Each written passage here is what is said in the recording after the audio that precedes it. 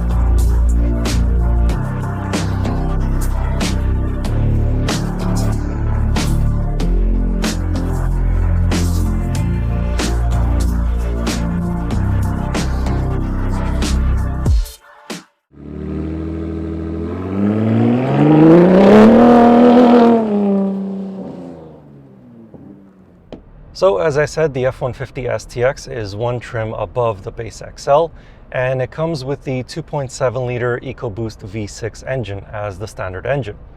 It produces 325 horsepower and 400 pound-feet of torque. Now, although this truck is not very light, this engine doesn't feel like as though it's struggling to pull this much mass. Now granted, I haven't had the chance to tow anything in the back or really load up the bed to feel how much this engine is struggling when it's a fully loaded truck, but let's face it, 80–90% of the time, trucks like these will be driven just by one occupant and nothing else on board. So in those type of situations, this engine is more than enough. But should you want more, you can get the STX with the 3.5 liter V6 EcoBoost. However, I believe that's only in Canada because on Ford's American website, I didn't see it as an option. And you can also get this truck with the 5 liter V8. All of these engines are paired with the 10-speed automatic transmission, and as time went on, Ford has been able to continuously refine the tuning of this transmission to the point now where it's actually really good. It doesn't feel like as though it's hunting for a gear whenever you put your foot down, and the shifts between each gear is very, very smooth. This one still does that thing where it skips second gear under normal and light throttle applications. So it'll go from first to third and then 4, 5, 6 and so on. And in the past, I have noticed that skip, but with this one, I don't even notice it. It is that smooth now. This STX trim doesn't have a traditional gear shifter on the center console. Instead, it is column mounted. So it can feel a little bit awkward when you want to take over control and use the plus and minus buttons to change gears. Fuel economy with this 2.7 EcoBoost V6 is actually not that bad, definitely better than the V6 Raptor. This STX is rated for 12.8 liters per 100 kilometers in a city and 10 liters per 100 kilometers on a highway with the 4x4 system and again the 2.7 V6 engine. I've been averaging about 12.3 liters per 100 kilometers, so not too bad. And that is mostly city driving, not so much highway driving. Now for the Raptor. It has the 3.5 liter EcoBoost V6 engine, which produces 450 horsepower and 510 pound-feet of torque. This truck is quite a bit heavier than that STX, and it does have the bigger tires, but it still feels pretty quick. If I'm being honest though, not quite as quick as I was expecting it to be. Now, maybe it's because I'm a little bit jaded by the PowerBoost hybrid engine, which produces broadly the same power figures as this, or maybe it's because I'm sitting so high up and I don't really get that same sensation of speed when I'm driving on the roads. But when you're driving off-roads with this truck, you can definitely go fast. The off-road suspension and chunky tires can easily handle pretty much whatever you throw at it. On this beach that I went to, it glided over all of the bumps and it was a lot of fun to drive through the sand. The Raptor has Fox live valve dampers with normal, sport, and Baja settings. There is 2-wheel drive, 4-wheel drive auto, 4-wheel drive high, and 4-wheel drive low drivetrain settings with a locking rear differential. There are steel plates underneath the body to protect the vital components, And there are massive optional 37-inch all-terrain tires with 17-inch wheels. It also has trail turn assist, which will lock the inside rear wheel to better rotate the truck on tight off-road turns. But of course, with these big tires and 450 horsepower, this is not an economical truck. It's rated for 16 liters per 100 kilometers in a city and 14.4 liters per 100 kilometers on a highway. Currently, I am averaging about 14.9 liters per 100 kilometers, so I am within the rated fuel efficiency numbers, but it still is pretty high, and this truck does take premium fuel. This Raptor has a 10-speed automatic transmission, just like in the STX, but of course it has been tuned differently than the one in the STX. The shifts are faster in this one, and they do react more quickly. If you decide to put the transmission into manual mode and use the paddle shifters on the steering wheel, they are quick to respond. When you're driving these trucks just on regular city streets, the F-150 STX feels pretty normal. I mean, it is a big truck, of course, but it doesn't feel quite as wide as this Raptor does. You just have to be a little bit more careful when driving this Raptor on narrow streets or tight parking lots, because the turning circle isn't really the best, and it's also, as I said, wider than a standard F-150. With the 2.7-liter EcoBoost engine, the 2024 F-150 STX is capable of towing up to 8,200 pounds in the 4x2 configuration. Take away 200 pounds off that number for those equipped with 4x4. The V6 Raptor is capable of towing the same amount at 8,200 pounds. Payload for the STX is 1,665 pounds with 4x2 and 1,605 pounds with 4x4. The Raptor can carry up to 1,410 pounds. The bed of the F-150 STX is pretty simple. It has a tie-down point at each corner, optional spray-in bed liner, and a tailgate that is not damped. But a viscous damped tailgate is optional. The bed of the Raptor is a bit better loaded up with a 2 kilowatt Pro Power onboard plug, a power-operated tailgate, a built-in tailgate step, and a ruler in the tailgate with bottle openers to the side.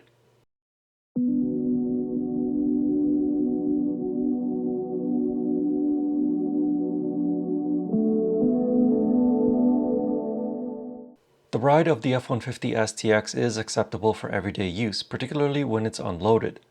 Over certain big bumps, the ride can feel a bit jarry, but overall it's not too bad. The F-150 Raptor, on the other hand, is almost like driving on a cloud. With the Fox suspension set to Baja mode, you can basically drive over any pothole or speed bump without lifting your foot off the throttle pedal. Rough roads that can cause a normal car to disintegrate almost feels buttery smooth in this truck. Both trucks have relatively quiet engines when driving at normal speeds as well. Of course, both of them roar into life at higher RPMs. In the STX, the 2.7-liter engine sounds pretty good, especially from the outside. In the Raptor, it has a valved exhaust with 4 different modes. Quiet mode really is quiet, with barely any engine noises intruding into the cabin. Normal mode adds a bit of raspiness to the tone, while Sport and Baja turn up the volume to max.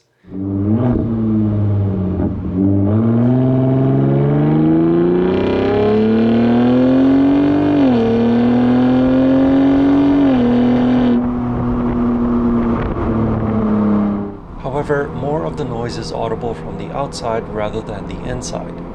The cabins are well isolated from outside noises intruding in them. Tire noise is noticeable on highways, but it's not too intrusive. There is also a little bit of wind noise coming from the exterior mirrors, but that too is not too intrusive. On the inside, the F-150 doesn't really see any updates for the mid-cycle refresh. This Raptor looks identical to the one that I reviewed last year, the V8 one. You can check it out up here if you're interested. One thing that did change, however, which you can immediately notice on the STX and also the base XL trim, is that the fully digital driver display and the larger infotainment touchscreen are now standard. They are no longer optional. Speaking of the STX, it comes with cloth seats. You cannot option it with leather upholstery, which I'm totally fine with because leather burns you in the hot summer months and it is ice cold in the winter, so I'm totally fine with having cloth seats. But one thing that I do wish that it had is height adjustment for the driver's seat. Obviously, both front seats are manually adjustable, they're not power adjustable, but height adjustment would be nice, at least for the driver, so that I can lower the seat a little bit. Currently, it does feel like as though I'm sitting really high up in that STX compared to this Raptor, where I can lower the seat, lower down, and still have good visibility out the front, out the side, and even out the back. But in that STX, it just feels like I'm sitting way up here. So it's a little bit awkward for me. A few other things that are missing and would be nice to have in the STX include automatic climate control. It does have AC and physical controls for the climate, which is nice, but you can't just set it to auto and then just change the temperature.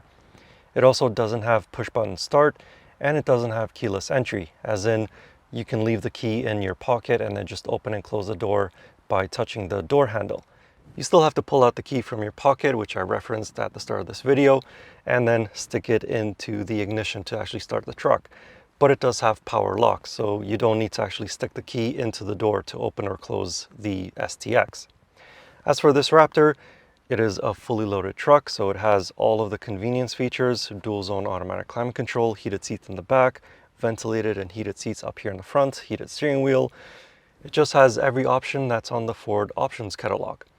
As for interior space, for my 6'4" height, plenty of legroom, plenty of headroom, and even in the STX where I'm sitting much higher up, I still have plenty of headroom. It just feels a little bit awkward to me sitting so high up. But other than that, I really cannot complain. So now let's go check out the back seats. The back seats are just as commodious as the front ones, even behind my tall 6'4" driving position. As you can see, plenty of legroom. Headroom is a little bit tighter. My hair is pretty close to the headliner, but it's not actually touching. These seats you can lift up 60/40, and in this Raptor there is a collapsible cargo box, which is actually pretty spacious. You can fit a backpack, roughly this size, in there, no problem, and still have plenty of space for boots and other camera equipment or whatever it is that you may need to store in there. The STX doesn't have this cargo box, but you can still lift up the seat 60/40 and just have a lot of empty space to store taller items or just items that you do not want to carry in the bed. And that's about it for the back seats of the F-150. Very spacious.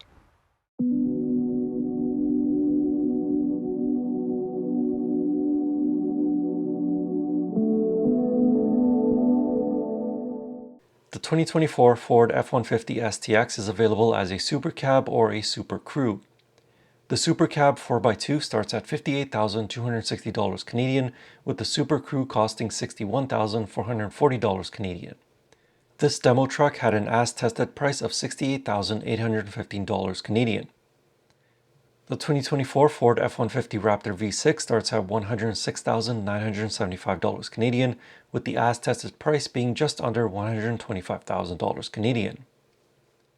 As I mentioned at the start of the video, the F-150 sees a small mid-cycle update for the model year, and it's on the outside where you'll notice most of the changes. It has a new headlight design with new LED daytime running lights. And the taillights have also been updated, with the Raptor having LED while the STX being regular halogens.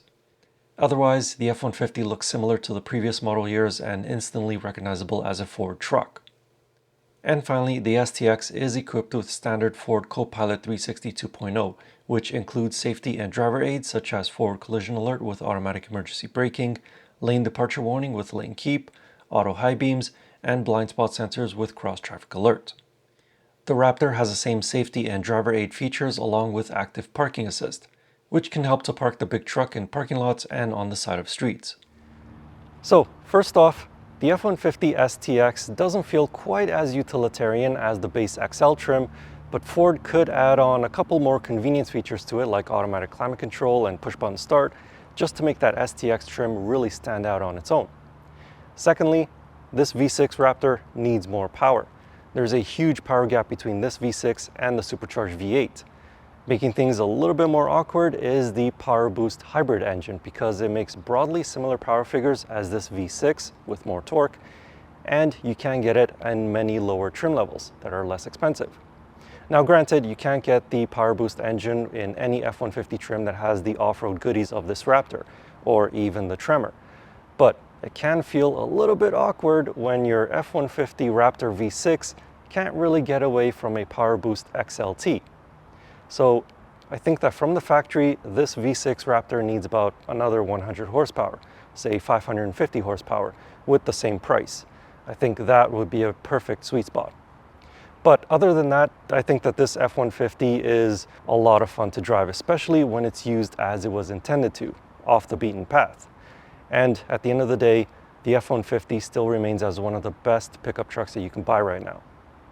In the meantime, if you would like to know more about either of these two trucks, I have a more detailed written review of them over on my website. You can find that link in the video description or click on the pop-up banner right up there. And as always, I will see you in the next car or truck, or most likely it'll be an SUV next time. Anyway, thank you for watching. I hope you enjoyed the video, and see you in the next one.